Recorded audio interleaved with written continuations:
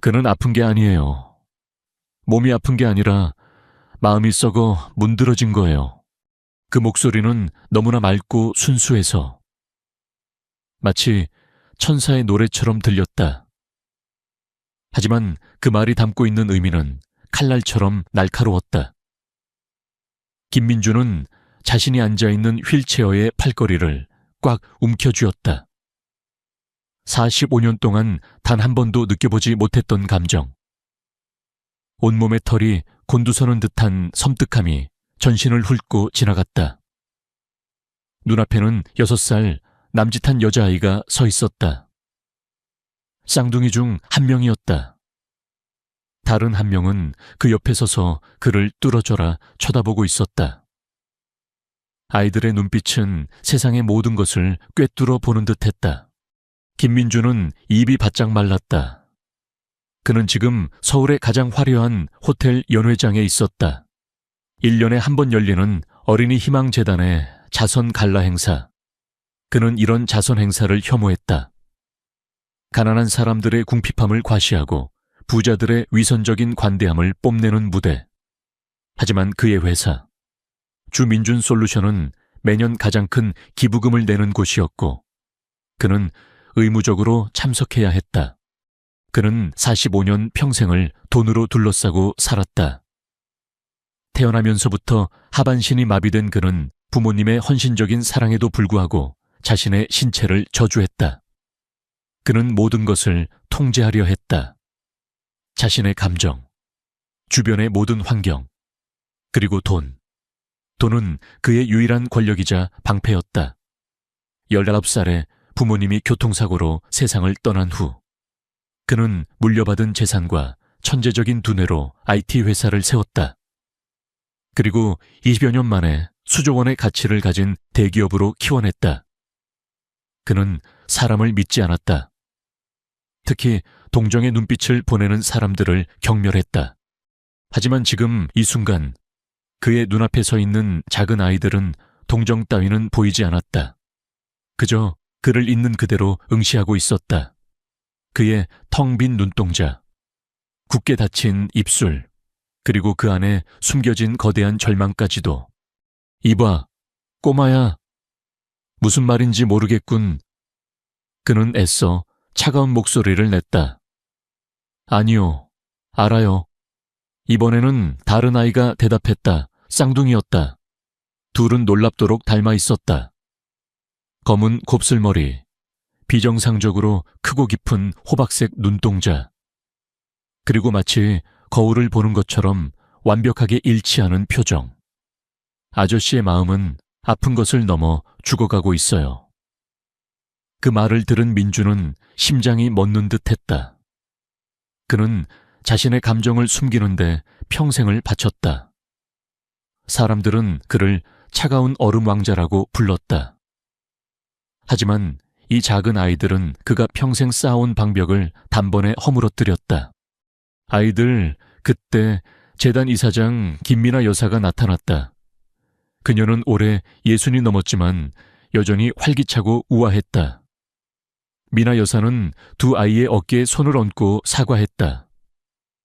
김 대표님, 정말 죄송합니다. 아이들이 원래 좀 특이해서 너무 많은 일을 겪었거든요. 민주는 아무 말도 할 수 없었다. 그의 시선은 미나 여사에게서 두 아이에게로 옮겨갔다. 아이들은 여전히 그를 쳐다보고 있었다. 그들의 눈빛에는 슬픔, 이해, 그리고 알 수 없는 힘이 담겨 있었다. 그날 밤, 민주는 평소보다 일찍 집으로 돌아왔다. 그의 차는 서울 시내를 가로질러 한강이 내려다 보이는 남산의 그의 대저택으로 향했다. 민준솔루션이라는 그의 제국을 상징하는 거대한 유리와 강철로 지어진 현대적인 건물이었다. 하지만 그곳은 그에게 집이라기보다 거대한 감옥에 가까웠다. 그는 서재에 앉아 창밖의 야경을 응시했다. 수많은 빛들이 반짝이는 도시의 풍경은 마치 그의 삶처럼 화려하고 공허했다. 그는 며칠 동안 잠을 이루지 못했다. 호박색 눈동자를 가진 작은 아이들의 모습이 그의 머릿속을 맴돌았다. 그들이 왜 그런 말을 했을까? 그들은 내 마음의 상처를 어떻게 알았을까? 그는 의도적으로 외면했던 자신의 내면을 마주해야만 했다. 그는 돈, 성공, 그리고 완벽하게 통제된 삶으로 자신의 아픔을 가리고 있었다. 하지만 아이들의 말은 그가 숨겨온 모든 것을 다시 수면 위로 끌어올렸다. 그는 자신의 마음이 죽어가고 있다는 것을 누구보다 잘 알고 있었다. 부모님이 돌아가신 후 그는 세상의 모든 희망과 기적을 불신하게 되었다. 그는 더 이상 아무것도 기대하지 않았다. 오직 현실만을 믿었다. 그리고 그의 현실은 차가운 강철 휠체어와 텅 빈 저택이었다. 이런 민준의 삶에 유일하게 닿아있는 인간은 그의 개인 비서인 박혜진이었다. 30대 후반의 그녀는 민준이 회사를 세웠을 때부터 함께 해왔다. 그녀는 민준의 모든 것을 알고 있었다. 그의 차가운 성격 뒤에 숨겨진 깊은 상처도, 겉으로 드러나지 않는 연약함도, 혜진은 그에게 비서 이상의 존재였다.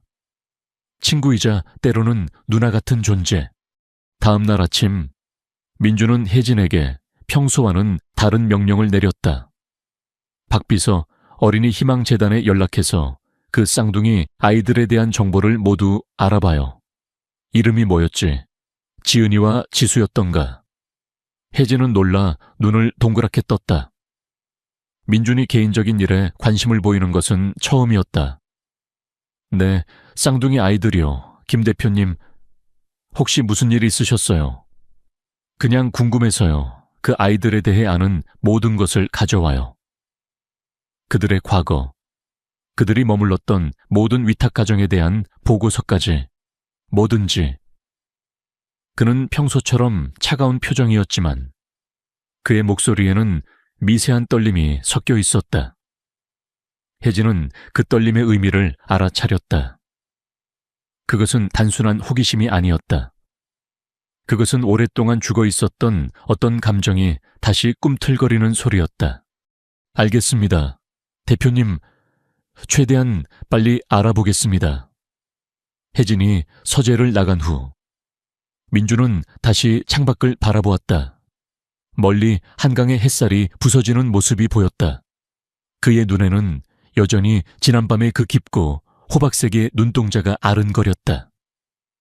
그는 자신의 삶에 예상치 못한 균열이 생겼음을 직감했다. 그리고 그 균열 속으로 두려움과 함께 낯선 기대감이 스며들고 있었다. 그는 아픈 게 아니에요. 몸이 아픈 게 아니라 마음이 썩어 문드러진 거예요. 그 목소리는 너무나 맑고 순수해서 마치 천사의 노래처럼 들렸다. 하지만 그 말이 담고 있는 의미는 칼날처럼 날카로웠다. 김민주는 자신이 앉아있는 휠체어의 팔걸이를 꽉 움켜쥐었다. 45년 동안 단 한 번도 느껴보지 못했던 감정. 온몸의 털이 곤두서는 듯한 섬뜩함이 전신을 훑고 지나갔다.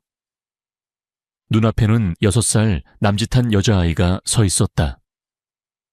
쌍둥이 중 한 명이었다.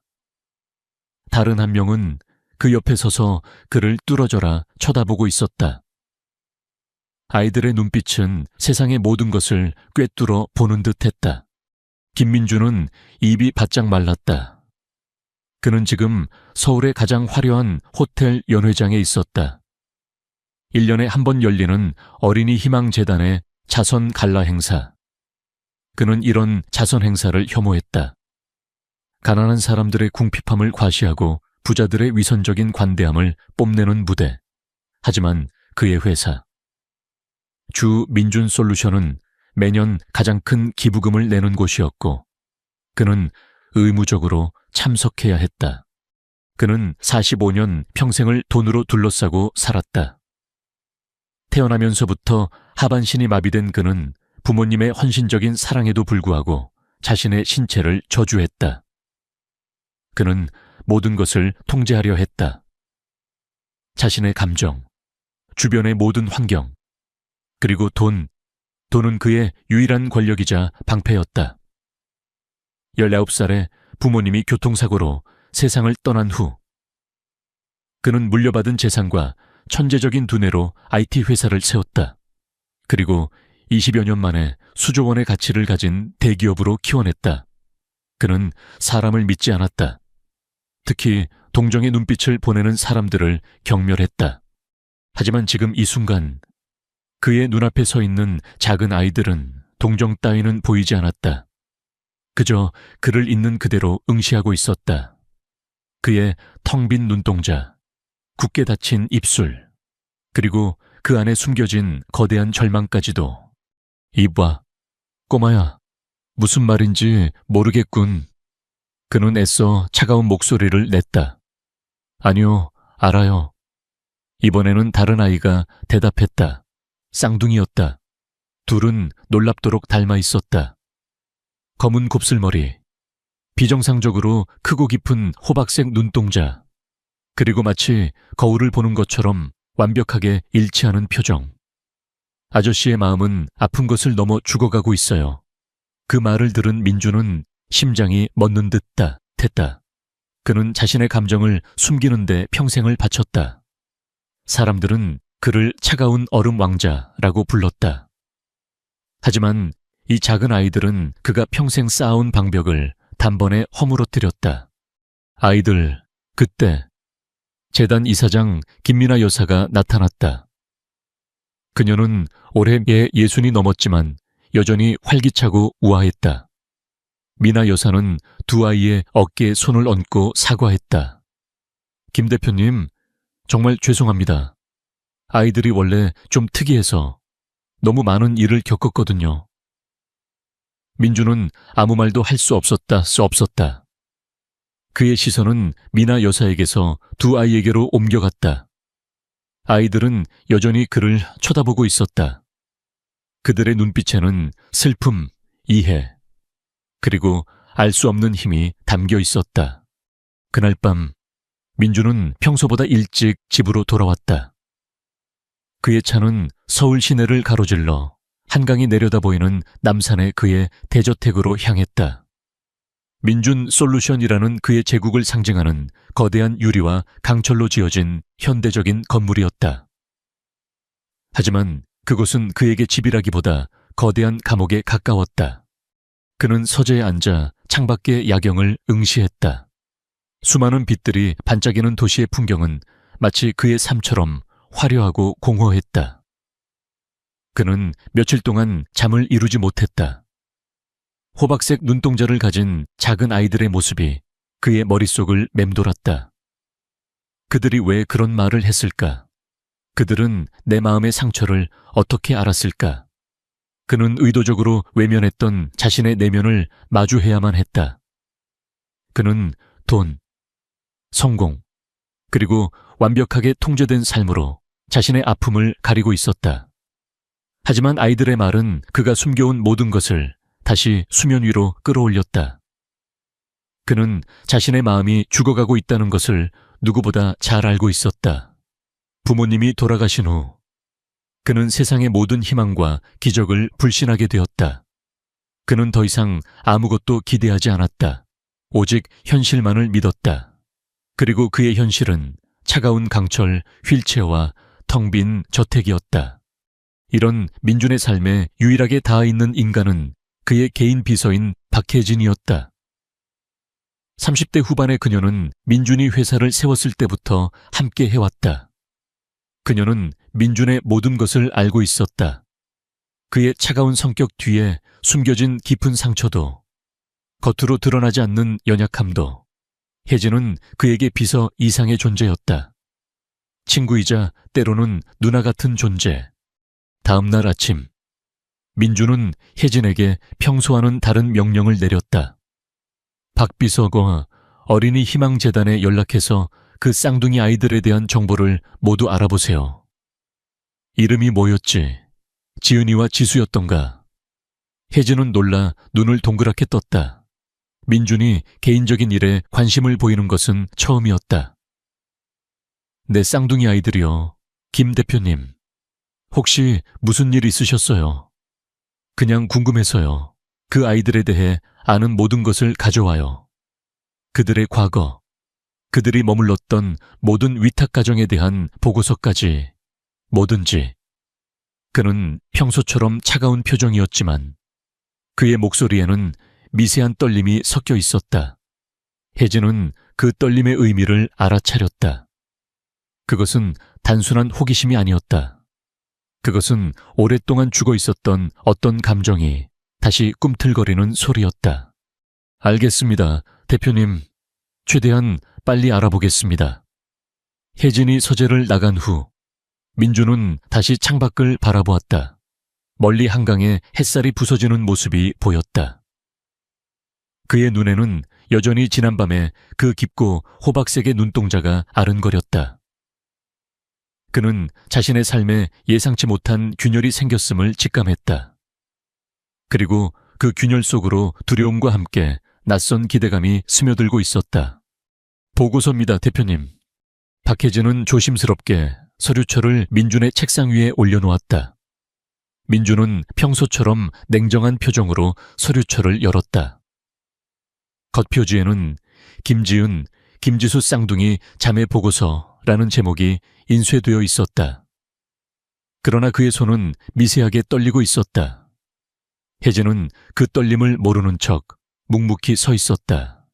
보고서의 내용은 예상보다 훨씬 더 가슴 아픈 이야기였다. 아이들의 어머니. 서연이는 3년 전 폐렴으로 세상을 떠났다. 그녀는 한때 유명한 한방의사였지만 병원 치료를 거부하다 병이 악화되어 결국 목숨을 잃었다고 한다. 아이들은 어머니가 돌아가신 후 친척도 없이 사회복지 시스템에 편입되었다. 문제는 그 이후였다. 지은과 지수는 3년 동안 무려 7번이나 위탁가정을 옮겨 다녔다. 보고서에는 각 가정의 증언들이 상세하게 기록되어 있었다. 밤중에 잠꼬대를 하는데 쌍둥이 둘이 똑같은 내용을 똑같은 시간에 말해요. 소름이 끼쳐서 도저히 같이 살 수가 없었어요. 아이들이 텔레비전을 보다가 갑자기 아저씨는 곧 아파질 거예요 라고 말하는데 며칠 뒤 남편이 정말로 쓰러졌어요. 그냥 넘길 수 있는 일이 아니에요. 그 애들은 우리가 생각하는 것을 다 나는 것 같아요. 심지어 우리 부부의 개인적인 고민까지 꿰뚫어 봐서 무서웠습니다. 민주는 한 단어 한 단어를 읽어 내려가며 심장이 얼어붙는 것 같았다. 그는 아이들이 그에게 했던 말이 그저 우연이 아니었음을 깨달았다. 그들은 실제로 무언가를 보고 무언가를 알고 있었다. 그들의 눈빛에는 세상의 모든 비밀이 담겨 있는 것 같았다. 대표님, 이 아이들은 평범하지 않은 것 같습니다. 이런 아이들을 굳이. 혜진은 민준의 굳어진 표정을 보고 조심스럽게 말을 꺼냈다. 난 평범함을 원해서 이 정보를 요청한 게 아니오. 민준은 서류철을 덮었다. 그의 목소리는 차갑게 가라앉아 있었지만 그 안에는 억누를 수 없는 결심이 담겨 있었다. 김민아 이사장에게 연락하세요. 그 아이들과 면담을 하고 싶다고 전해요. 우리 재단에서 특별한 아이들을 위한 지원 프로그램을 고려 중이라고 말하면 되겠군. 네, 하지만 대표님, 직접 아이들을 만나시는 건 너무 위험한 일입니다. 그들의 말에 상처받으실 수도 박 비서, 민주는 혜진의 말을 끊었다. 그의 눈빛은 흔들림이 없었다. 난 이미 충분히 상처받았소.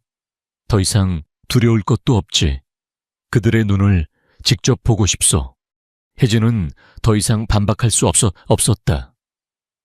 그녀는 민준의 눈에서 평생을 닫아두었던 문을 열려는 미약한 불꽃을 보았다. 그녀는 그 불꽃이 꺼져버리지 않기를 바랐다. 이틀 후 민준은 어린이 희망재단 사무실에 있었다. 김민아 이사장은 그를 보고 놀란 기색을 감추지 못했다. 김 대표님께서 직접 오시다니 정말 영광입니다. 지은이와 지수에게 무슨 일이라도. 그렇지 않습니다. 그 아이들을 위한 특별한 지원 방안을 논의하고 싶어서 왔습니다. 민주는 준비한 대로 말했다. 아무래도 위탁가정에서 계속 문제가 생기는 것 같아 우리 재단이 직접 나서야 할 필요가 있을 것 같습니다. 네, 맞습니다. 아이들은 똑똑하지만 너무 많은 상처를 받았어요. 그들의 어머니가 돌아가신 충격이 너무 컸던 것 같습니다. 어머니는 어떤 분이셨습니까? 민주는 무심한 척 물었다. 서연희 씨는 원래 유명한 한방의사였다고 합니다. 동료들은 그녀가 보통 사람들과는 다른 능력을 가지고 있었다고 말하더군요. 사람의 마음을 읽고 몸의 기운을 다스리는 그런 것들이요. 김미나 이사장의 말은 민준의 심장을 강하게 울렸다. 기운을 다스린다. 아이들이 말했던 에너지와 비슷한 개념이었다. 그때 노크 소리가 들리고 문이 열렸다. 지은과 지수가 들어왔다. 그들은 완벽하게 똑같은 푸른색 드레스를 입고 있었다. 그들의 검은 곱슬머리는 깔끔하게 빗어 넘겨져 있었다. 그들의 얼굴에는 희미한 미소가 떠올라 있었다. 그것은 어린아이의 해맑은 미소라기보다는 모든 것을 이미 알고 있다는 듯한 깊은 미소였다. 올 줄 알았어요. 두 아이는 동시에 말했다. 민주는 숨을 멈추었다. 그는 아이들의 눈을 똑바로 쳐다보았다. 어떻게 내가 올 줄 알았지? 우리가 한 말 때문이잖아요. 지은이 말했다. 우리가 한 말이 사실인지 알고 싶어서 온 거잖아요. 지수가 조용히 덧붙였다. 민주는 다시 한번 그 섬뜩하고도 매혹적인 힘을 느꼈다. 이 아이들은 그의 내면을 거울처럼 비추고 있었다. 그는 아이들이 그에게 했던 말을 되새겼다.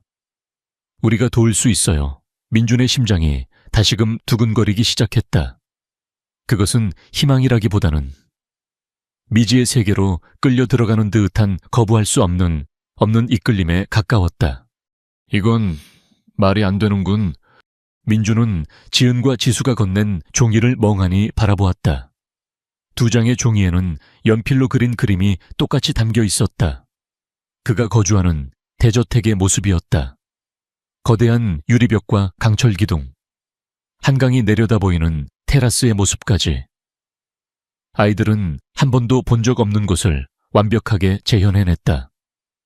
더욱 충격적인 것은 그림 속 세 사람의 모습이었다. 키가 큰 남성과 그 옆에 서 있는 두 명의 작은 소녀. 남성은 휠체어를 타고 있지 않았다. 두 다리로 굳건하게 서 있었다. 민주는 그림을 든 채 꼼짝도 할 수 없었다. 그의 머릿속에서는 과학적 이성과 초자연적인 현상이 격렬하게 충돌했다. 사진을 본 적이 있을까 하니 그는 자신의 집 사진을 외부에 공개한 적이 거의 없다. 설계도면을 본 것일까? 그것 또한 불가능에 가까웠다. 어떻게 이걸 그렸지? 민준의 목소리가 떨렸다. 그것은 공포와 경애가 뒤섞인 목소리였다. 우리가 왔을 때 봤어요. 지은이 말했다. 꿈에서요. 여기는 우리 꿈에 항상 있었어요. 지수가 덧붙였다. 민주는 그들의 눈을 바라보았다. 그들의 눈빛에는 거짓이나 장난의 흔적은 전혀 없었다. 그저 순수한 확신만이 가득했다. 저 남자가 나라고 생각하는 거니? 네. 두 아이는 동시에 고개를 끄덕였다. 하지만 민주는 자신의 휠체어를 내려다보았다. 아직이잖아요. 지은이 말했다. 아직 서 있지 않는 것뿐이죠. 지수가 말을 이었다. 민주는 더 이상 아무것도 물을 수 없었다. 그때 미나 이사장이 서류를 들고 다시 들어왔다. 그녀는 두 아이에게 그림 그리는 것을 도와주겠다며 민준에게서 그림을 받아들었다. 그 과정에서 미나 이사장의 표정은 조금 굳어 있었다. 김 대표님, 아이들이 좀 허무맹랑한 소리를 자주 해서요. 너무 신경 쓰지 마십시오. 허무맹랑하다니요. 난 이 아이들의 그림이 굉장히 인상 깊은데요. 민주는 미나 이사장의 말에 동조하지 않았다. 그의 마음속에는 이미 새로운 문이 열리고 있었다. 집으로 돌아온 민주는 그림을 서재 책상 위에 올려두고 하염없이 바라보았다. 그리고 며칠째 잠을 이루지 못했다. 그의 머릿속은 혼란스러웠다. 그는 오랫동안 잊고 지냈던 감정인 희망을 마주하게 되었다. 동시에 절망도 다시 찾아왔다. 헛된 희망에 매달렸다 좌절했던 어린 시절의 기억이 생생하게 떠올랐다. 수많은 병원, 수많은 의사, 그리고 수많은 실망. 그는 더 이상 그런 고통을 겪고 싶지 않았다. 박비서, 민주는 혜진을 불렀다. 혜진은 그가 밤을 새웠음을 직감했다. 네, 대표님, 나에게 아이들을 입양할 자격이 있을까요? 혜진은 놀라 민준을 쳐다보았다. 내 입양이란요. 대표님, 지금 무슨 생각을 하시는 거예요? 아이들을 키우는 건 쉬운 일이 아닙니다. 게다가 그 아이들은 알고 있어. 난 돈이 많고 시간도 충분하오. 아이들이 필요한 모든 것을 제공할 수 있어. 하지만 내가 과연 아이들에게 필요한 존재가 될 수 있을까요? 민주는 그림 속 자신의 모습을 바라보았다. 서 있는 남자는 휠체어를 탄 그가 아니었다. 그것은 그가 오랫동안 잊고 지냈던 진정한 자신의 모습이었다. 혜진은 민준의 복잡한 감정을 이해할 수 없었다. 그녀에게는 민준의 갑작스러운 관심이 위험하게만 느껴졌다. 대표님, 아이들이 그저 어리고 순수해서 그런 말을 한 것일 수도 있어요. 환상에 사로잡히지 마세요. 대표님은 현실을 가장 잘 아시는 분이잖아요. 그녀의 현실적인 조언은 민준의 마음을 더욱 혼란스럽게 만들었다. 그는 혜진의 말이 옳다는 것을 알았다. 하지만 동시에 그의 마음 한구석에서는 작은 목소리가 속삭이고 있었다. 이 아이들은 달라. 이 아이들은 진짜야. 그날 밤 민주는 다시 한번 잠을 이루지 못했다. 그는 휠체어를 타고 거실의 창가로 갔다. 서울의 야경은 여전히 아름다웠지만 그는 더 이상 그 화려함에 위안을 얻지 못했다. 그는 자신의 삶이 거대한 껍데기에 불과했음을 깨달았다. 돈, 성공, 그리고 완벽한 통제. 그 모든 것은 그가 잃어버린 자신을 가리기 위한 허울이었다. 그는 문득 아이들이 했던 말을 떠올렸다. 아직 서 있지 않는 것뿐이죠. 그 말은 그에게 단순한 희망이 아니었다. 그것은 그가 오랫동안 잊고 지냈던 자신의 내면에 대한 믿음이었다. 그는 문득 모든 것을 잃었던 그날의 자신을 떠올렸다. 사고로 부모님을 잃고 자신의 두 다리마저 빼앗겼을 때 그는 모든 것을 포기했다. 그리고 그 이후로 그는 단 한 번도 희망이라는 감정을 가져본 적이 없었다. 민주는 서재로 돌아가 책상 위의 그림을 다시 한번 바라보았다. 그림 속 남자는 웃고 있었다. 따뜻하고 편안한 미소였다. 그것은 민준이 잃어버린 미소였다. 민준은 그림을 조심스럽게 접어 자신의 가슴에 품었다. 그리고 처음으로 그는 자신의 삶에 새로운 문을 열기로 결심했다. 그 문이 어떤 결과를 가져올지, 그 안에서 어떤 고통이 기다리고 있을지는 알 수 없었다. 하지만 그는 더 이상 혼자이고 싶지 않았다. 다음 날 아침, 민주는 박혜진에게 다시 한번 명령했다. 박비서, 김미나 이사장에게 연락해서 쌍둥이들이 우리 집으로 방문할 수 있도록 준비해 주세요. 그들과 함께 지내면서 서로를 알아가는 시간을 갖고 싶습니다. 혜진은 민준의 눈빛에서 확고한 결심을 보았다. 그녀는 더 이상 반대하지 않았다. 그저 민준의 결정에 따르기로 했다. 3일 후, 진과 지수가 미나 이사장과 함께 민준의 저택을 찾았다. 차에서 내린 두 아이는 거대한 유리와 강철로 된 저택을 올려다보았다. 지은아, 우리 그림이랑 똑같다. 지수가 속삭였다. 응, 똑같아. 꿈에서 보던 거랑. 지은이 말했다. 민주는 그들의 대화를 듣고 소름이 돋았다. 하지만 이번에는 두렵지 않았다. 그는 그저 아이들에게 미소 지어 보였다. 어서 와. 내 집에 온 걸 환영한다. 민주는 아이들에게 문을 열어주었다. 그리고 그 문을 통해 그는 자신의 삶에 새로운 희망을 드렸다. 그것은 그가 오랫동안 닫아두었던 마음의 문이었다. 이건 우리 그림이랑 똑같아. 지은이 속삭였다. 두 아이는 민준의 대저택 안으로 들어서며 호박색 눈을 빛냈다.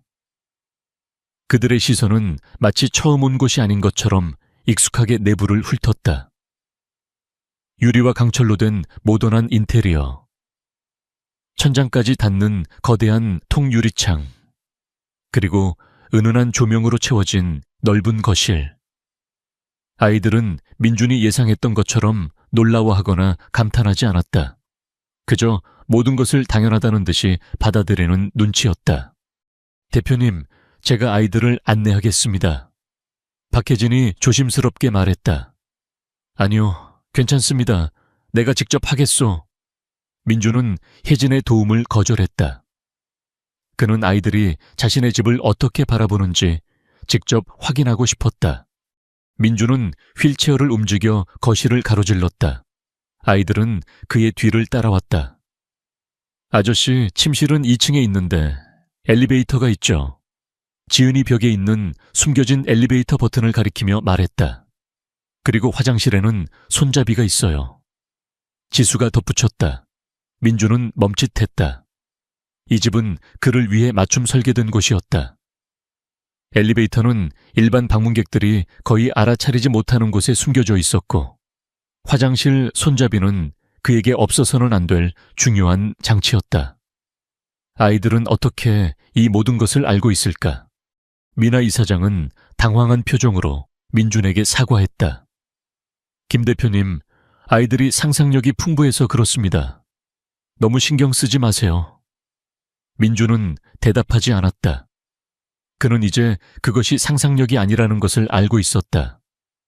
그는 아이들과 함께 집을 둘러보며 자신의 내면과 마주하는 기분이었다. 아이들은 집안 곳곳을 다니며 마치 오랜 친구를 만난 것처럼 벽을 쓰다듬고 가구를 어루만졌다. 그들의 작은 손길은 이 거대하고 차가운 공간에 온기를 불어넣는 것 같았다. 점심 식사 시간. 혜진이 준비한 치즈 샌드위치와 토마토 수프가 서재 옆에 작은 손룸에 차려졌다. 아이들은 단정하게 앉아 식사를 했다. 노숙 생활을 했다는 보고서와는 달리 그들의 식사 예절은 놀랍도록 우아했다. 식사 예절은 어머니가 가르쳐 주셨니? 민준이 조심스럽게 물었다. 네, 지은이 대답했다. 엄마는 가난해도 품위를 잃으면 안 된다고 하셨어요. 아이의 입에서 나온 어른스러운 말에 민준은 깊은 감명을 받았다. 그는 자신의 삶을 돌아보았다. 부유함 속에 갇혀 살면서도 그는 늘 잃어버린 존엄성을 갈망했다. 아이들은 가난 속에서도 잃지 않았던 것을 그는 돈으로도 살 수 없었다. 식사 후 미나 이사장은 민준과 함께 서재에 남아 이야기를 나누었다. 두 아이는 정원에서 놀고 있었다. 김 대표님, 이런 식으로 아이들을 만나시는 것은 매우 이례적인 일입니다. 혼자 사는 남성이 위탁 아동을 돌보겠다고 나서는 경우는 거의 없으니까요. 알고 있습니다. 하지만 저에게는 다른 위탁 부모들이 가지지 못한 재산과 자원이 있습니다. 아이들이 필요한 모든 것을 제공할 수 있죠. 아이들에게 필요한 것은 물질적인 것만이 아닙니다. 시간, 관심, 그리고 안정감이죠. 저는 재택근무를 합니다. 시간은 충분합니다. 그리고 그 아이들이 저보다 더 안정적인 곳을 찾을 수 있을까요?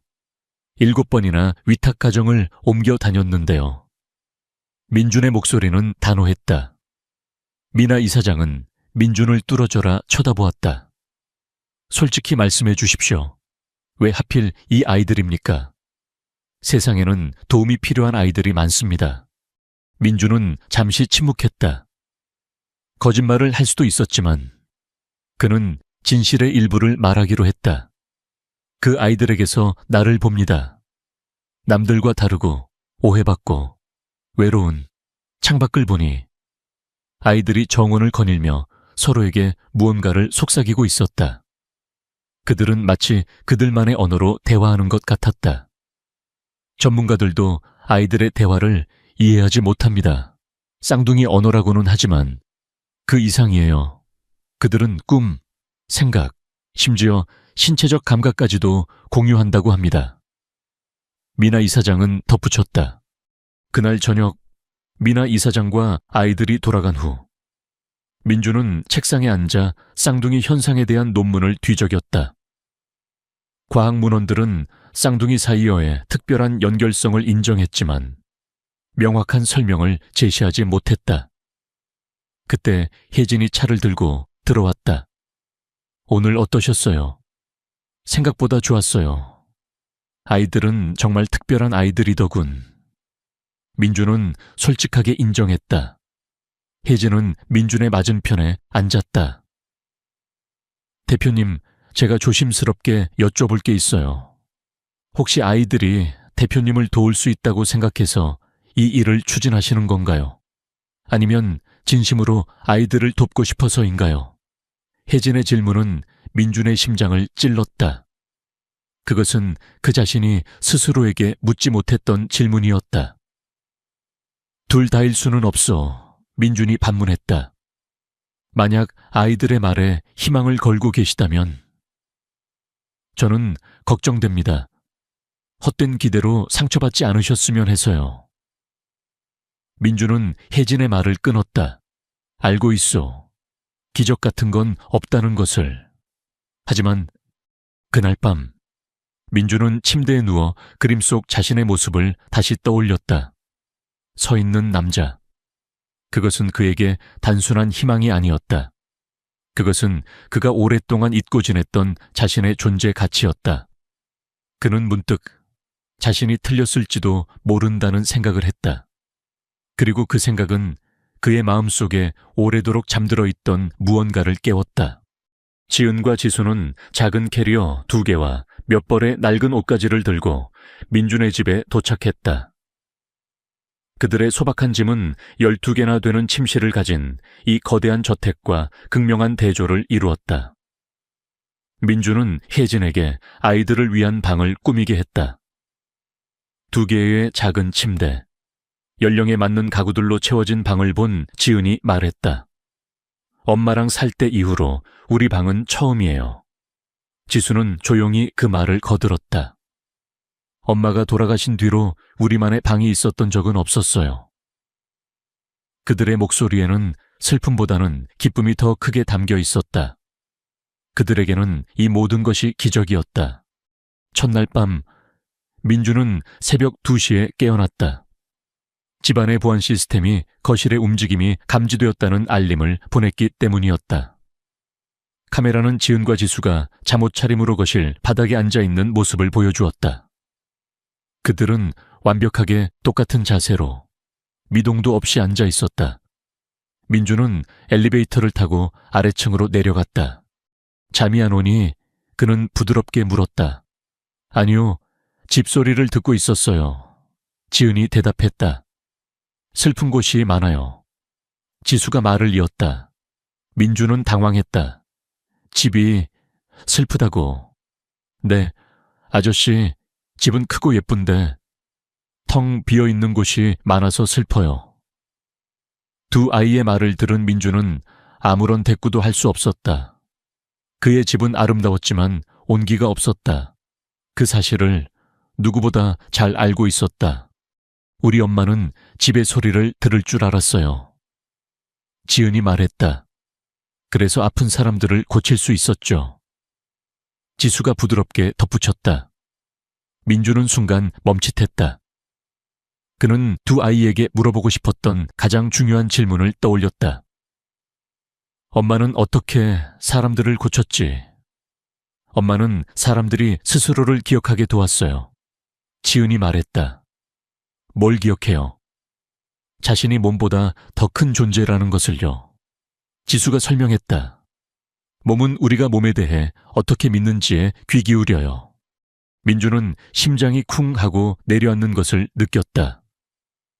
그는 아이들의 말에 온몸의 세포가 반응하는 것을 느꼈다. 그럼 난 내 몸에 대해 어떻게 믿고 있다고 생각하니? 그는 자신이 무슨 말을 하고 있는지조차 알 수 없었다. 그러나 아이들은 주저하지 않았다. 그들은 민준의 눈을 뚫어지게 쳐다보았다. 배신당했다고 믿고 있죠. 그들은 완벽하게 동시에 말했다. 하지만 아니에요. 아저씨의 몸은 아저씨가 다시 믿어주기를 기다리고 있어요. 민준은 휠체어의 팔걸이를 꽉 쥐었다. 그들의 말이 그의 가장 깊은 곳에 숨겨진 상처를 정확히 꿰뚫고 있었다. 그는 평생 자신의 몸이 자신을 배신했다고 생각했다. 그래서 그는 몸이 아닌 오직 머리로만 모든 것을 해결하려고 했다. 그는 자신의 감정을 통제하고 감정을 배제한 채 삶을 살아왔다. 하지만 이 아이들은 그의 모든 것을 꿰뚫어 보았다. 다음 날 아침 민주는 아이들을 새로운 시선으로 바라보았다. 아이들은 집안을 돌아다니며 벽이나 가구를 만지작거렸다. 혜진은 그 모습을 보고 걱정스럽게 속삭였다. 대표님, 아이들에게 정상적인 구조와 일상이 필요해요. 민주는 혜진의 말을 반박했다. 이 아이들에게는 정상이 없었소. 7번의 위탁가정, 노숙생활. 이 아이들은 평범한 삶을 찾는 평범한 아이들이 아니오. 민주는 이미 아이들을 다른 세상의 존재로 인식하기 시작했다. 일요일 저녁, 아이들이 잠든 후 민주는 김민아 이사장에게 전화를 걸었다. 아이들을 정식으로 입양하고 싶습니다. 전화기 너머로 한참 동안 침묵이 흘렀다. 김 대표님, 저는 대표님의 진심은 알지만 아이들을 다시 시스템으로 돌려보내는 일이 생기면 아이들에게는 치명적인 상처가 될 것입니다. 이 아이들은 보통의 아이들이 아닙니다. 알고 있습니다. 난 한번 마음먹은 일은 포기하지 않습니다. 김 이사장, 민준의 목소리는 단호했다. 알겠습니다. 그럼 내일부터 절차를 시작하겠습니다. 위탁가정 방문 심사 등 여러 과정이 필요할 겁니다. 민주는 모든 준비가 되어 있었다. 그는 자신의 모든 재산을 동원해서라도 이 아이들을 지키고 싶었다. 그것은 단순한 동정이 아니었다. 그것은 그의 삶에 다시 불어넣어진 의미와 희망이었다. 소문이 사실이었군. 김민준 대표가 아버지가 된다니. 월요일 아침 민준의 주치에 이태우 박사가 방문했다. 그는 50대 중반의 노련한 신경과 전문의로 15년 넘게 민준을 진료하며 단순한 의사와 환자 관계를 넘어 친구처럼 지내왔다. 이 박사는 민준의 말을 듣고 놀라움과 함께 미소를 지었다. 임시 아빠일 뿐입니다. 민준은 대수롭지 않게 말했다. 이 박사는 민준의 생체 신호를 확인하며 능숙하게 진료했다. 아이들은 어디 있나? 혹시 박 비서와 정원에라도. 네, 혜진 씨가 아이들의 일상을 만들어주려고 노력 중입니다. 그때였다. 민준의 서재문이 조용히 열리고 두 아이가 나타났다. 그들은 이 박사를 보자마자 멈칫했다. 그리고 민준을 뚫어지게 쳐다보던 그 호박색 눈동자로 이 박사를 응시했다. 아이들아, 이분은 이태우 박사님이야. 아저씨의 주치의시란다. 민준의 소개에 아이들은 아무 말도 하지 않았다. 그저 이 박사를 관찰할 뿐이었다. 틀린 곳만 보고 있어요. 지은이 먼저 입을 열었다. 네, 무슨 말인지. 이 박사는 당황했다.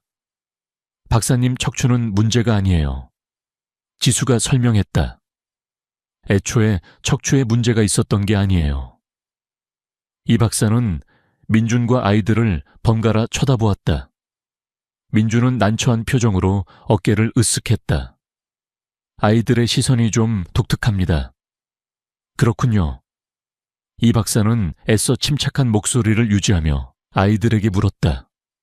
그럼 꼬마 아가씨들은 무엇이 문제라고 생각하나요? 두 아이는 그들만의 신호를 주고받는 듯 잠시 서로를 바라보았다. 그리고 지은이 대답했다. 아저씨의 에너지가 막혀 있어요. 태어날 때부터요. 에너지라. 이 박사는 낯선 단어에 고개를 갸웃거렸다. 생명의 기운이요. 지수가 덧붙였다. 그게 제대로 흐르지 못하고 있어요. 이 박사는 복잡한 표정을 지었다. 그는 서양의학으로 훈련받은 사람이었지만 1세대 한국계 미국인으로서 동양의 기취나 에너지 같은 개념에 대해 어릴 적부터 들어왔다. 그의 과학적 회의론과 문화적 배경이 충돌하는 순간이었다. 아주 흥미로운 이론이군요. 이 박사는 조심스럽게 말했다. 이론이 아니에요. 우린 그게 보여요. 지은이 순진한 얼굴로 반박했다. 그때 혜진이 서재 문 앞에서 나타났다. 대표님, 죄송해요. 잠깐 통화하는 사이에 아이들이 사라져서. 괜찮아요. 박 비서, 이 박사님은 이제 막 진료를 마치시는 중이었습니다. 이 박사는 다음 주에 다시 오겠다고 약속한 뒤 서재를 떠났다. 이 박사가 떠난 후 민주는 아이들에게 물었다. 왜 이 박사님께 그런 말을 한 거니? 사실이니까요. 지은은 간단하게 대답했다. 아저씨는 에너지가 막혀서 걸을 수 없는 거예요, 자요. 척추의 문제가 아니라. 민주는 익숙한 분노가 치밀어 오르는 것을 느꼈다. 평생을 들었던 허무맹랑한 소리였다. 그만해. 그의 목소리가 날카로워졌다. 난 모든 검사와 치료를 다 받아봤어. 내 상태는 과학적으로 명백한 사실이야. 아이들은 민준의 분노에 주눅들지 않았다. 과학이 모든 것을 아는 건 아니에요. 지은이 말했다. 아저씨의 몸은 스스로 치유되기를 원해요. 아저씨를 기다리고 있는 거죠. 지수가 덧붙였다. 민주는 휠체어의 팔걸이를 꽉 쥐었다. 그의 주먹에는 핏줄이 붉어져 나왔다. 이제 그만하라고 했잖아. 그의 거친 목소리에 아이들의 표정이 처음으로 슬픔으로 물들었다. 그들은 아무 말 없이 고개를 숙이고 조용히 서재를 나갔다. 그날 밤 민주는 다시 잠을 이루지 못했다. 그는 아이들의 말과 자신의 거친 반응을 계속해서 생각했다. 이 아이들은 모든 것을 잃은 채 살아왔다. 그들의 이상한 생각들은 어쩌면 그들이 불안정한 세상을 이해하기 위한 방식일지도 모른다고 생각했다. 내일은 아이들에게 사과하고 명확한 경계를 설정해야겠다고 다짐했다. 이 관계를 이성적으로 유지할 수 있을 거라고 생각했다. 그러나 새벽 3시 그의 침실 문이 조심스럽게 열렸다. 지은과 지수가 희미한 무드 등 불빛 아래 서 있었다. 아저씨, 화나게 해서 죄송해요. 지은이 부드럽게 말했다. 우린 그냥 도와주고 싶었을 뿐이에요. 지수가 덧붙였다. 민준의 가슴 속에 차가운 얼음처럼 굳어있던 분노가 녹아내렸다. 이리 들어와. 이야기 좀 하자. 그는 침대 옆 스탠드를 켜며 말했다. 두 아이는 침대 곁으로 다가왔다. 그들의 표정은 진지했다. 아저씨에게 이해시켜주고 싶은 게 있어. 민준이 부드럽게 말했다. 나는 평생을 이 몸으로 살아왔어. 난 내 상태를 받아들였단다. 아니요, 아직 받아들이지 않았어요. 그들은 동시에 말했다. 민준이 대답하기도 전에 지은이 앞으로 다가와 그의 손 위에 자신의 작은 손을 올려놓았다. 우리 엄마가 그랬어요. 사람들이 치유되기 전에 먼저 마음의 준비가 되어야 한다고요. 아저씨는 준비됐나요? 지수가 물었다. 민주는 이 이상하고도 사랑스러운 아이들을 바라보며 마음속 깊은 곳에서 어떤 변화가 일어나는 것을 느꼈다. 내가 뭘 해야 하지? 아이들은 활짝 웃었다. 그들의 미소는 순수하고 희망으로 가득 차 있었다. 그냥 믿으세요. 지은이 말했다. 그리고 우리가 돕게 해주세요. 지수가 덧붙였다. 그리고 그들은 모든 것을 바꿀 한마디를 동시에 말했다. 일리오나 결루세요. 민주는 자신도 모르게 웃음을 터뜨렸다. 그렇게 간단한 문제가 아니란다. 그는 신경 손상, 의학적 현실에 대해 다시 설명하려 입을 열었다. 그러나 바로 그 순간 웃음이 멎었다. 그는 태어나서 단 한 번도 느껴보지 못한 감각을 느꼈다. 발가락에 아주 미세한 따끔거림이 느껴지는 것이었다. 마치 아주 작은 전류가 흐르는 것 같은 희미하지만 분명한 감각이었다. 그의 웃음은 순식간에 사라졌고 얼굴은 충격으로 굳어졌다. 세상에, 이게 대체... 그는 작은 목소리로 중얼거렸다. 무슨 일이에요? 지은이 민준의 표정을 보고 놀라 물었다. 민준은 겨우 말을 이었다. 내 발가락이 느껴져. 두 아이는 서로를 바라보며 승리의 미소를 지었다. 시작됐어요. 지수가 부드럽게 속삭였다. 민준의 과학적인 두뇌는 재빨리 해명을 찾기 시작했다. 환상 감각, 심리적 암시, 무작위적인 신경 오작동. 이 모든 것이 아이들의 말이 옳다는 것, 외의 모든 가능성을 설명할 수 있을 것 같았다. 이건 불가능해. 그는 따끔거리는 감각이 계속되는 것을 느끼면서도 단호하게 말했다. 이 박사님을 부르세요. 지은이 말했다. 지금요. 지수가 덧붙였다. 민주는 떨리는 손으로 휴대폰을 집어들었다.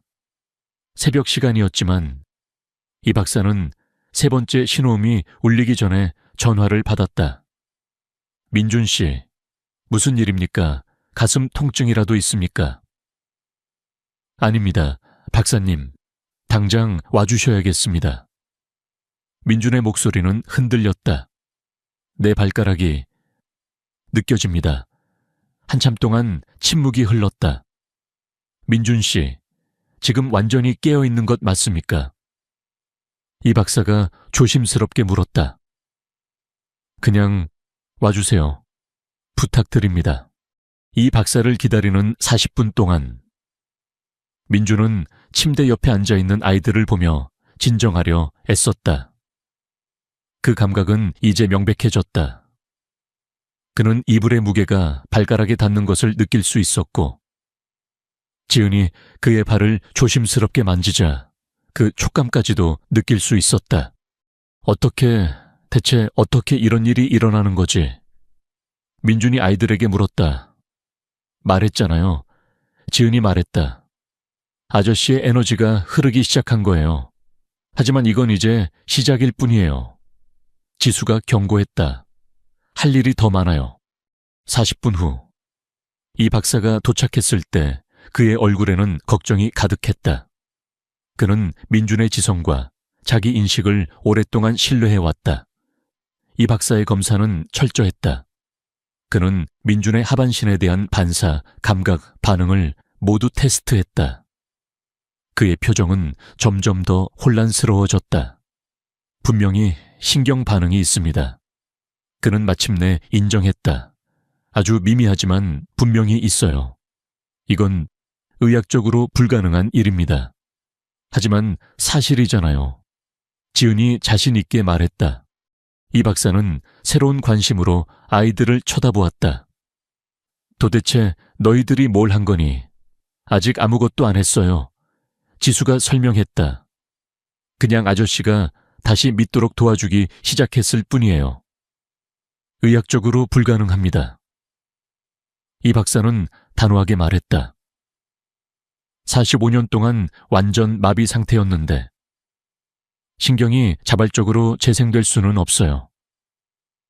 어쩌면 신경의 문제가 아닐 수도 있어요. 지은이 제안했다. 다른 무언가일 수도 있고요. 지수가 덧붙였다.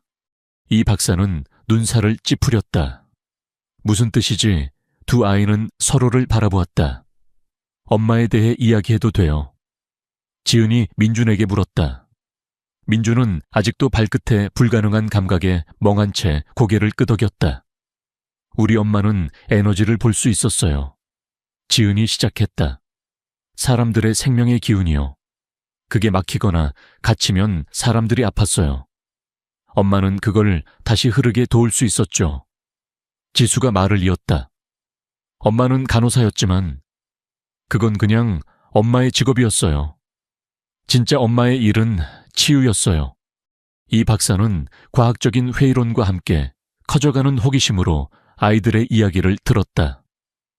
그래서 너희들이 이걸 할 수 있도록 엄마가 가르쳤다는 말이니 가르쳐 주시는 중이었어요. 지수가 정정했다.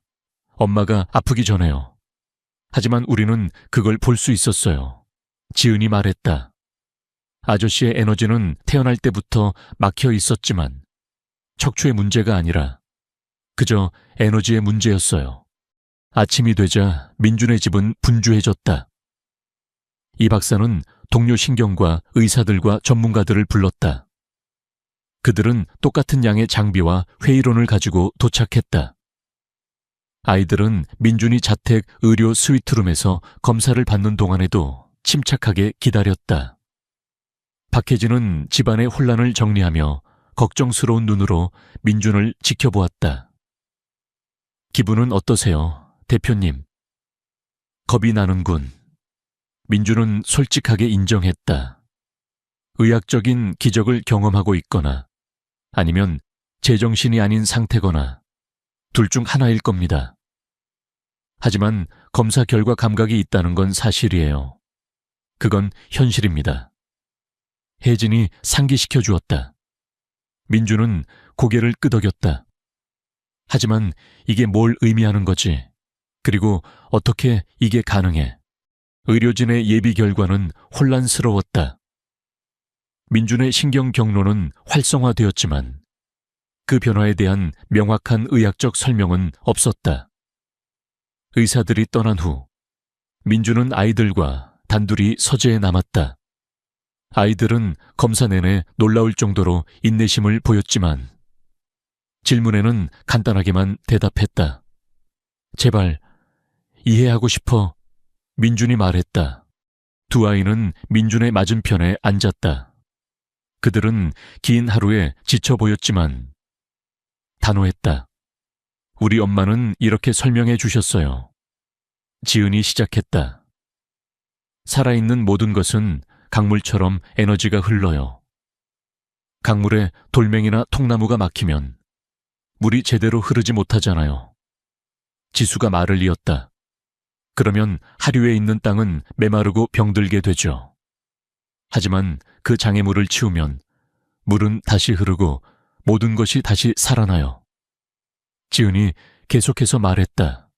민준은 고개를 저었다. 아이들의 순진한 비유와 자신의 몸에 일어나고 있는 일을 연결하려 애썼다. 그럼 내 에너지를 막고 있는 게 뭐지? 두 아이는 서로를 바라보았다. 두려움이요. 그들은 동시에 말했다. 무엇에 대한 두려움? 민준이 물었다. 믿는 것에 대한 두려움. 지은이 말했다. 희망하는 것에 대한 두려움. 지수가 덧붙였다. 다시 상처받는 것에 대한 두려움. 그들은 동시에 말을 맞췄다. 민준은 자신의 삶의 모든 고통스러운 순간들, 실패했던 모든 치료들, 무너졌던 모든 희망들, 그리고 자신의 마음 주변에 쌓아 올렸던 모든 벽들을 이 아이들이 꿰뚫어 보는 것 같아 벌거벗겨진 기분이었다. 그럼 너희들이 이걸 고칠 수 있다는 거니? 민준은 겨우 들릴 만큼 작은 목소리로 물었다. 혼자서는 안 돼요. 지은이 말했다. 아저씨가 도와주어야 해요. 지수가 설명했다. 어떻게 자신이 진짜 누구인지 기억하는 거요. 그들은 동시에 말했다. 아저씨가 망가졌다고 믿기 전에 말이에요. 그날 밤 민준은 지난 24시간 동안 일어난 불가능한 일들을 생각하며 침대에 누웠다. 수십 년 만에 처음으로 기도를 했다. 특정 신에게 하는 기도가 아니라 그의 이해 너머에 존재하는 어떤 힘에 대한 기도였다. 그의 발가락의 감각은 여전히 남아 있었다. 기적인가? 아니면 잔인한 장난인가? 시작인가? 아니면 헛된 희망인가? 동이 트자 민주는 결심했다. 무슨 일이 일어나고 있든, 이 아이들이 할 수 있다고 믿는 불가능한 일이 무엇이든 그는 그것을 온전히 받아들이기로 했다. 평생을 씁쓸한 체념 속에서 살아온 그는 이제 희망을 선택하기로 했다. 김민아 이사장님께 전화하세요. 그날 아침 민주는 혜진이 도착했을 때 이미 거실에 나와 있었다. 옆에는 두 아이가 나란히 서 있었다. 그의 목소리는 단호했다. 어제까지의 혼란이나 불안정함은 온데간데 없었다. 지은이와 지수를 그냥 위탁 양육하는 게 아닙니다. 정식으로 입양하고 싶다고 전해주세요. 혜진의 눈이 커졌다. 그녀는 민준이 한 말의 의미를 완전히 이해했다. 그것은 단순한 호기심이나 동정심에서 나온 결정이 아니었다. 그의 삶의 방향을 송두리째 바꾸는 중대한 선택이었다. 대표님, 정말 괜찮으시겠어요? 지금 몸에 일어나고 있는 일 때문에 성급한 결정을 내리시는 건. 괜찮아. 지금처럼 확신이 든 적은 없었소. 민주는 혜진의 말을 끊었다. 내 몸이 어떻게 되든 상관없어. 이 아이들은 나와 함께 있어야 할 곳이 바로 여기라는 것을 알았소. 두 아이는 민준을 보며 환한 미소를 지었다. 그들의 호박색 눈은 기쁨으로 빛나고 있었다. 우리가 그렇게 말할 줄 알았어요. 지은이 행복하게 말했다. 우리는 평생 아저씨를 기다렸어요. 지수가 덧붙였다. 민주는 아이들의 말을 들으며 가슴속에서 따뜻하고 낯선 감정이 피어나는 것을 느꼈다. 그것은 단순히 희망이 아니라 마치 잃어버렸던 집으로 돌아온 것 같은 따뜻한 확신이었다. 민준의 막대한 재력과 확고한 의지로 입양 절차는 빠르게 진행되었다. 김민아 이사장은 여전히 조심스러운 태도였지만 매주 민준의 집을 방문하며 그들의 새로운 가족 관계를 면밀히 관찰했다. 한편 민준의 의료진은 계속되는 그의 상태 변화에 혼란스러워했다. 발가락에서 시작된 감각은 발 전체로, 그리고 서서히 종아리까지 퍼져나갔다. 이 박사는 존스 홉킨스 병원의 저명한 신경과 전문의인 엘리자 워렌 박사를 포함한 전국 최고의 전문가들을 불렀다. 하지만 그들은 민준의 몸에 일어나는 변화에 대한 어떠한 의학적 설명도 내놓지 못했다. 과학적으로는 설명 불가능합니다. 민준 씨, 워렌 박사가 여러 날의 검사 끝에 마침내 인정했다. 모든 의학적 지식으로는 이런 일이 일어나서는 안 됩니다. 하지만 일어나고 있지 않습니까? 민준은 담담하게 대답했다. 두 아이는 의료진의 모든 과정을 조용히 지켜보았다. 그들은 검사에 방해되지 않으려 했지만 자신들만의 방식으로 민준의 회복을 도왔다. 매일 새벽, 해가 뜨기 전에 그들은 민준의 방으로 왔다. 두 아이는 그의 다리에 작은 손을 얹고 에너지의 흐름과 막힌 곳에 대해 부드럽게 속삭였다. 민준은 아이들이 설명하는 대부분의 개념을 이해할 수 없었지만 그들의 손길에서 느껴지는 따뜻함과 함께 그의 팔다리에 따끔거리는 감각이 강해지는 것을 느꼈다. 너희들은 대체 뭘 하는 거니? 민준이 어느 날 아침 물었다. 아저씨의 몸에게 자신이 누구였는지 다시 기억하게 해주는 거예요. 지은이 설명했다. 다시 온전해지는 방법을요. 지수가 덧붙였다. 민준은 더 이상 아이들의 독특한 언어를 의심하지 않았다. 대신 그는 그들의 낯선 지혜에 귀를 기울였다. 치유가 가능한 일일 뿐만 아니라 필연적인 일이라는 그들의 절대적인 확신을 흡수했다. 아이들이 온 지 3주가 지났을 때 민준은 놀라운 경험을 하게 되었다. 그들의 새벽 의식이 진행되는 동안 지은이 그에게 오른발을 움직여보라고 부탁했다. 난 못해. 민준은 자동적으로 대답했다. 어떻게 움직일지 생각하지 마세요. 지수가 지시했다. 그냥 기억하세요. 기억만 하세요. 뭘 기억해야 하는데, 움직이는 감각이 어떤 건지를요. 그들은 동시에 말했다. 민주는 눈을 감았다. 그는 한 번도 걸어본 적이 없었지만 걸어가는 모습이 어떤 것일지 상상하며 수많은 시간을 보냈다. 그는 오른발에 집중했다. 근육이 수축하고 무릎이 구부러지는 것을 마음속으로 그렸다. 잠시 동안 아무런 반응도 없었다. 바로 그때 세상에 혜진의 숨 넘어가는 소리가 문 앞에서 들려왔다. 민주는 눈을 떴다. 그의 오른쪽 무릎이 아주 미세하게 겨우 1cm 정도 들려 있었다. 하지만 그것은 분명하고 불가능한 일이었다. 그는 스스로 다리를 움직였다. 두 아이는 똑같은 기쁨의 표정으로 환하게 웃었다. 기억했네요. 지은이 행복하게 말했다. 민준의 얼굴에는 눈물이 흘러내렸다. 평생을 마비 상태로 지내왔던 그의 인생에서 스스로의 힘으로 움직인 첫 번째 순간이었다. 그날 그 집안의 모든 사람들은 울었다.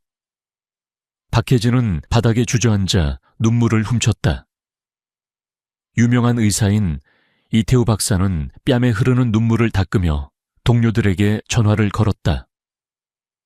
그리고 김민주는 그저 울었다. 그 눈물은 고통이나 절망이 아니라 낯설고 따뜻하며 믿을 수 없는 감정, 즉 기쁨 때문이었다. 어느 화창한 가을 아침, 민주는 휠체어에 앉아 커다란 거실 창문 밖으로 정원을 내다보고 있었다. 지은이와 지수는 그의 옆 카펫에 앉아 색칠놀이를 하고 있었다. 그들은 더 이상 기적적인 일을 하거나 신비로운 말을 하지 않았다. 그들은 그저 평화롭고 안전한 집에서 사는 아이들이었다. 이번 주말에 우리 영화 보러 가자. 민준이 부드럽게 말했다. 새로운 만화 영화가 개봉했어. 정말요? 아빠 지수가 소리쳤다. 민준은 미소 지었다. 아빠라는 단어는 아직 낯설었지만 이제는 훨씬 더 자연스러워졌다. 아이들이 온 지 석 달 만에 민주는 정식으로 그들의 아버지가 되었다. 서류 작업은 모두 끝났고 김민아는 그에게 따뜻한 포옹으로 축하해 주었다. 김 대표님은 해낼 줄 알았어요. 그녀는 말했다. 민준의 회복 과정은 결코 빠르지 않았다. 발의 감각은 완전히 돌아왔지만 움직이는 것은 완전히 다른 문제였다. 그는 전문가 팀과 함께 물리치료를 시작했다. 때로는 다리를 조금 들어 올릴 수 있었다. 때로는 일어설 수 있을 것 같은 느낌이 들었다. 하지만 때로는 완전히 지치고 좌절했다. 어느 날 밤 그는 혜진에게 마음을 털어놓았다. 아마 내가 너무 서두른 것 같소. 그는 인정했다. 이건 기적이 아니라 한 줄기 헛된 희망일 수도 있어. 아마 나는 평생 걸을 수 없을지도 몰라. 혜진은 그의 옆에 앉아 따뜻한 눈빛으로 그를 바라보았다. 대표님, 저는 아이들이 대표님이 걷기를 바란다고 생각하지 않아요. 대표님은 휠체어에 앉아있든 아니든 좋은 아빠가 될 수 있어요. 이미 아빠가 되셨고 그게 가장 중요한 일이에요. 혜진의 말은 민준을 깊은 생각에 잠기게 했다. 어쩌면 그는 걷는 것에 너무 집중한 나머지 그의 삶에서 진정으로 바뀐 것이 무엇인지 잊고 있었을지도 모른다. 다음 날 아침 그는 정원에 앉아 두 딸이 노는 것을 지켜보았다. 신선한 가을 공기가 가득했고 노란 잎사귀들이 떨어지고 있었다. 지은이가 작은 새를 발견하자 지수가 나무 위의 둥지를 가리키며 새에게 보여주었다. 그들은 특별한 일을 하지 않았지만 민준에게는 세상에서 가장 아름다운 광경이었다. 그는 이 집에 그리고 그의 심장에 생명이 돌아왔다는 것을 깨달았다. 그는 휴대폰을 꺼내 메모 앱을 열고 쓰기 시작했다. 기적은 걷는 것이 아니다. 감사하는 것이다. 이 삶에 감사하고 아이들에게 감사하고 더 이상 혼자가 아니라는 사실에 감사하는 것이다. 그때 노크 소리가 들렸다. 이태우 박사였다. 우리가 당신에게 시도해볼 만한 것을 가져왔습니다. 박사가 밝은 표정으로 말했다. 민주는 기립 보조기를 보았다. 그는 숨을 깊게 들이쉬었다. 혜진이 그가 일어서는 것을 돕고 보조기를 착용시켰다. 지은이와 지수는 그의 옆에 서서 그의 손을 잡았다. 우리 함께 걸어요. 지은이가 속삭였다. 한 걸음 한 걸음 내디딜 때마다 그는 다리가 다시 살아나는 것을 느꼈다. 그러나 그는 다리만이 치유되고 있는 것이 아니라는 것을 알고 있었다. 연말 어느 날 김민아로부터 한 통의 편지가 도착했다. 그녀는 민준이 한 일을 목격한 후 은퇴했다. 대표님은 제게 한 가지 교훈을 가르쳐 주셨어요. 그녀는 썼다. 사랑이 가장 큰 기적이라는 것을요. 저는 대표님이 아이들을 치유할 거라고 생각했지만 반대로 아이들이 대표님의 마음을 치유해 주었군요. 민주는 조용히 편지를 접었다. 그는 두 딸이 놀고 있는 정원을 내다보았다. 그는 진심으로 더 이상 씁쓸함이 없는 따뜻한 미소를 지었다. 갑자기 그는 일어서기로 결심했다. 보조기도 누구의 도움도 없이 그는 두 손을 짚고 천천히 몸을 일으켰다. 그는 떨렸지만 단호하게 그곳에 서 있었다. 그는 그 어느 때보다 높이 인생을 마주하며 서 있었다. 더 이상 외로운 남자가 아닌 한 가정의 아버지로서